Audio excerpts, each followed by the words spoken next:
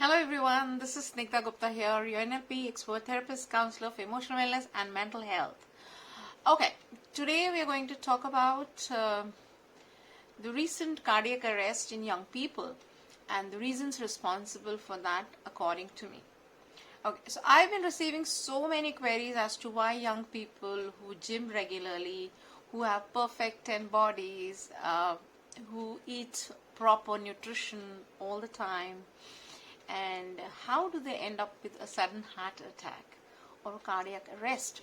Now, every time an actor's or any a star's life is taken away prematurely, everyone starts thinking, what's the point of exercising every day and keeping yourself fit and taking care to have the right nutrition and giving up on your favorite foods or eating in moderation and still dying young?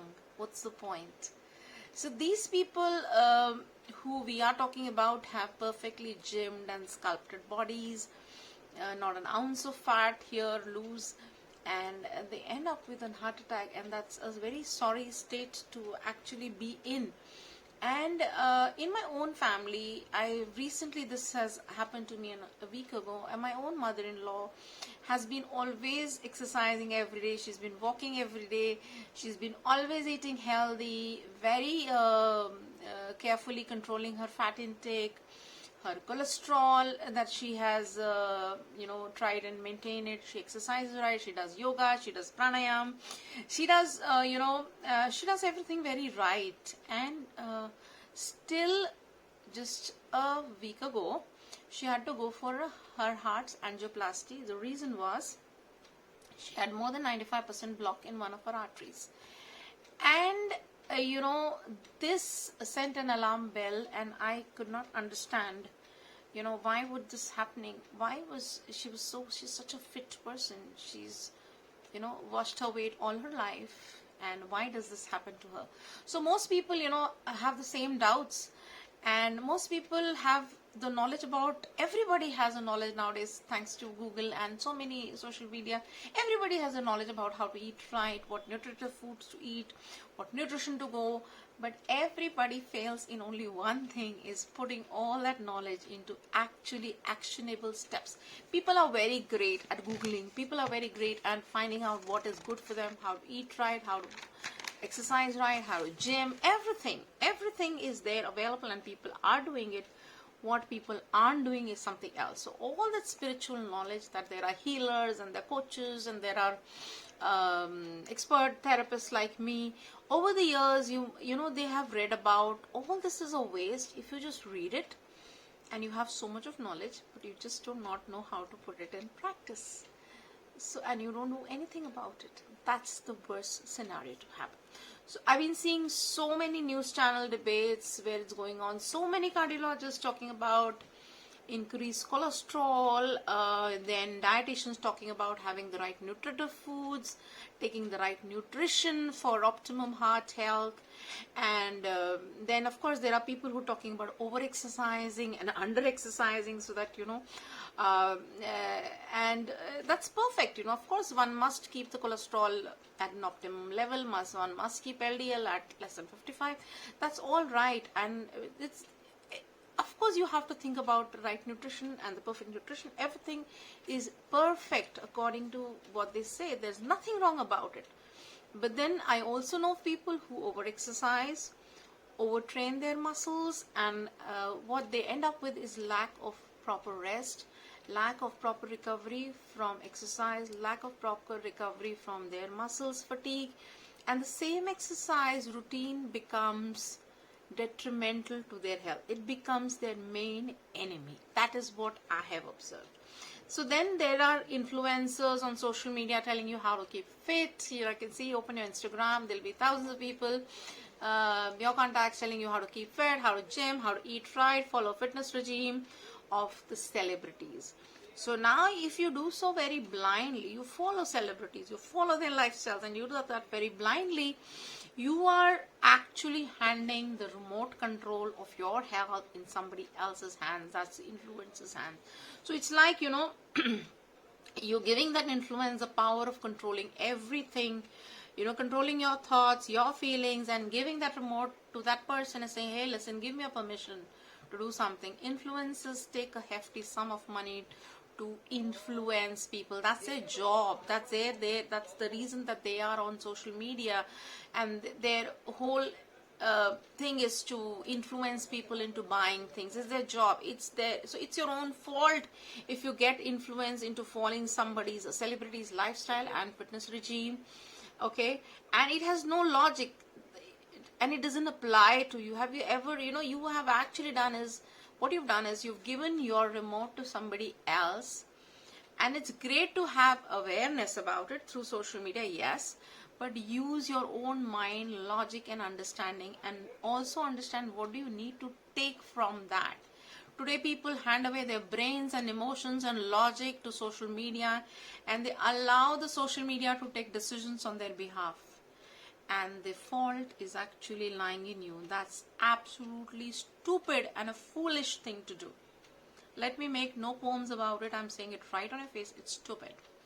So social media marketing is meant to get business for people, generate quality needs, build awareness about brands, make businesses prosper, and that's your own fault, and it's your own fault, I'm repeating it, if you do not apply simple logic, whether you really need the product, or does it suit your lifestyle, or is it meant for you.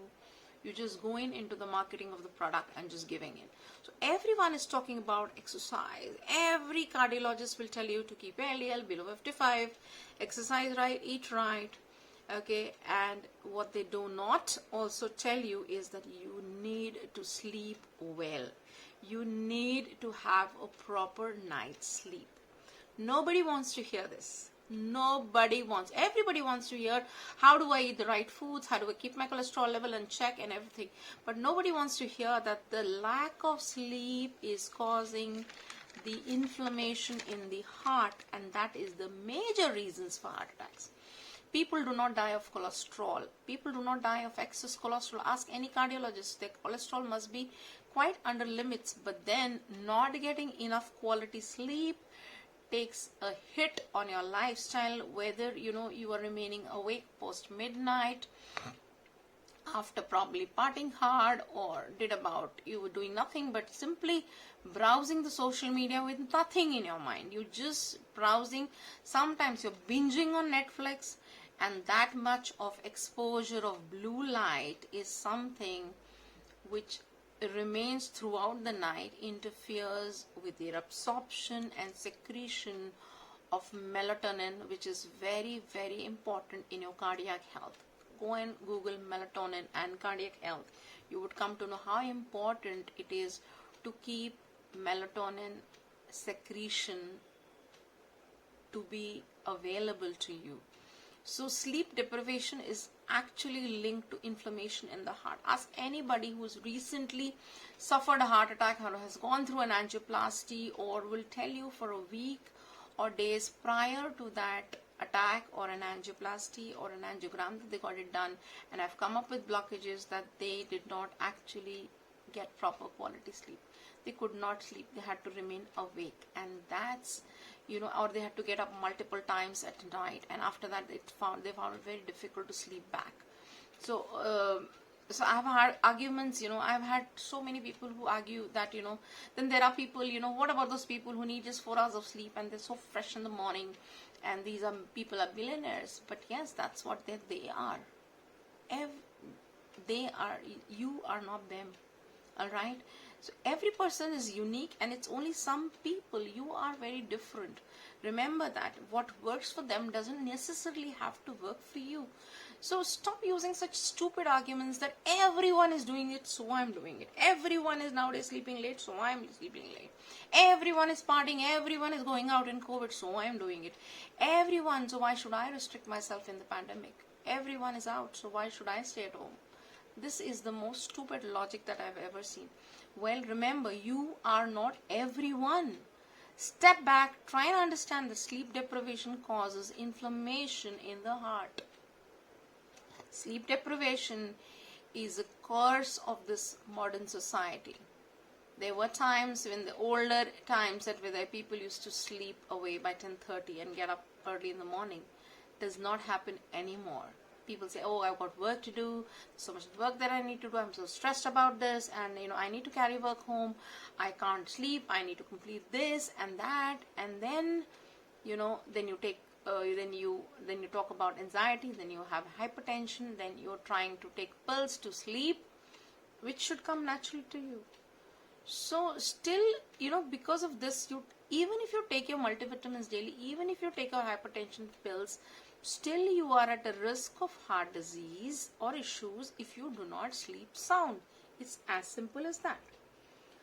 So depression and anxiety, remember, is linked to sleep deprivation. So is diabetes and cancer, Alzheimer's, poor skin, having insulin resistance, autoimmune diseases, all sorts of allergies come down to the point where it is all linked to sleep deprivation. You've not been having sound sleep for enough number of hours. That is what is the biggest contributor to heart inflammation. So people who are dying of heart attacks are dying of inflammation in the heart, not cholesterol, not blocked arteries. Mind you, you can still be alive with 98% of blocked in the heart, and there are people who are, okay? And how do you think they are alive with 98% of blockages? We have a process which is in the body called angiogenesis. When you have a blocked artery, okay, and if a cardiologist looks at your angiogram, the artery is blocked, but then through the process of angiogenesis, there are so many new capillaries which got built in because there's a block here. So there are passages through which your heart would still flow blood. So people with having more than 95% of blocked arteries are still okay, they're living well, they're breathing. So because you have new capillaries growing, the blood flow goes through that. It's called angiogenesis, this process. And then it's your own body's healing and survival mechanisms. So why are you still living and breathing with more than 98% block? It's just due to angiogenesis. So if people aren't dying out because your arteries are choked, remember that. Everybody focuses on cholesterol and how much blockages are there in the heart. And then they think that the risk of heart disease would be there. People are dying out because your lifestyle is to blame, sleep deprivation is to blame, and chronic stress is to blame. People don't even like talking about chronic stress. All cardiologists will tell you the chronic stress. Go and ask your cardiologist. He's going to tell you chronic stress is the number one contributor in heart inflammation. Okay? All cardiac arrests are not about eating superfoods and eating right and exercising. So that's what it is. And the number two, what people do not want to hear about, which is chronic stress. It's about that you didn't eat. It's not about that you didn't eat your sprouts today, or you didn't have your pumpkin seeds, or it's not about the green tea that you did not have it before dinner. It's the chronic stress which has been there for such a long time, and you never believed that you ever had it. So people will say, oh, what stress? Oh, I don't have any stress. My life is perfectly fine. But you do not know what's going on in the back of your mind. What thoughts are you focusing on? And what is creating that chronic stress in your body? So there are a lot of my patients who come to me, tell me that, the city and metro living, everybody has stress. There's not one person who doesn't have stress. There's stress of traveling, of long distances, there's stress of working, and the stress of the boss, and the stress of our team. So what if everybody has stress? So what I mean to say is, then why should you suffer from stress? What is everybody? Everybody is not you, and you are not everybody. There are a lot of people doing drugs also. So does that mean you also do drugs? There are a lot of people who sink in their feelings and thoughts into drinking alcohol. Then if you say everybody is drinking alcohol, so should you do that too? I mean, this kind of logic is just absolutely utter rubbish and foolish is what I think about. Okay, so there are people who are stupid, and then do you have to be the same? If people say, listen, it's a high-class society that we live in, and this is acceptable, so drinking is acceptable, doing drugs is acceptable, so does that mean you should also start doing that? To be acceptable in a society? Absolutely not. Stress is not an event, place, or a thing. It's a thing that you relate their events in life and which causes you to stress out. It's a perception and you need to clear that. So people must learn how to slow down their life. You need to learn to relax effectively. If you're constantly comparing your life with those of the celebrities, you want to do everything and be everywhere and every time, that's not possible. So you need to find out how much of life can you take easily and actually be responsible also for it. So I hear people saying, oh, I have gone organic completely. I eat organic foods and these are this expensive and these products are like this and I feed my kids only bottled water and things like that. And still, why does he have these allergy conditions? Let's understand, these all our allergies are all autoimmune conditions. Okay, and the child mostly would be sleep deprived. Put him to bed at 10:30 or 10 o'clock and wake him up in time and make that routine every day, and then you'll find that with the quality of sleep, when it is increased, the body is comfortable. Okay, so people also nowadays find it kind of cool or to show off the world that they're busy all the time. They're busy shifting from one meeting to another, say, hey, listen, I've got so much work to do. I'm so busy. It's such a cool thing that I do. Oh, I work all the time. So remember, one thing is, if you do not take care of that, there will be a time that you will have plenty of time. Then you will have to either rest with a cardiac arrest or something of that sort. There will be months that you will be just doing nothing. Okay, so let's avoid a situation like that. If you're managing your time well, if you exactly know how to use certain tools to manage your time well, you're not wasting out in useless social media, you're taking care of your sleep well, you are sleeping at the same time every day, getting up at the same time every day, you switch off your lights. I tell this to most of the people who come to me, is that do not keep charging points in the bedroom. The little mobile light blinking is also inhibits the absorption of melatonin and creation of melatonin also. This small LED light of the TV or the remote or any of your AC remote or something, that does interfere. That's the blue light, and the light, this interferes with absorption on melatonin. Melatonin is not even produced due to this kind of light because it tricks into the body, making it feel that it's daytime. Alright, so this always keep curtains in your bedroom heavy, drape heavy, okay, and darker in color, so that no outside or ambient light enters your bedroom, so that the bedroom is completely dark when you sleep. Okay, switch off the main switches from where, not even that small LED of the TV or any kind of bulb. It should be completely dark. You shouldn't be able to see it yourself, your own self.